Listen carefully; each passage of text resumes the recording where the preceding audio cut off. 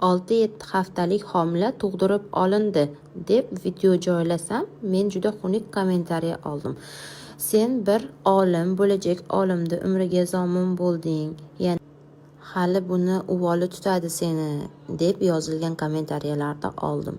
Afsuski, bu bachadondan tashqari homiladorlik, ya'ni ayol naylarida sodir bo'lgan homiladorlik hisoblanadi.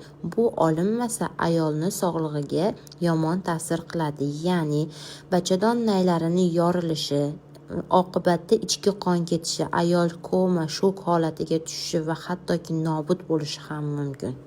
Agar sizda shunday tanlash imkoniyati bo'lganida, ikkita farzandni onasi xasta bo'lib, ikkita bola yetim qolgani yaxshimi yoki 6-7 haftalik homila muhimmi? Qaysi birini tanlagan bo'lardinglar?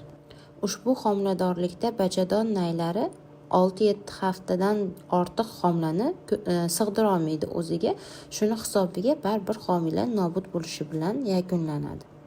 Bundan tashqari, ayolimizda bu birinchi marta emas, ya'ni vnematishniy holat bu ikkinchi marta kuzatilyapti. Oldingi safar 1 yil oldin chap tomonidan vnematishniy bo'lgan, ya'ni chap turbasi olingan. Yagona umidi shu o'ng turba va o'ng tuxumdondan bo'lganligi sababli biz ertaroq operativ davo qilib, ayol turbalarini imkon qadar saqlab qoldik.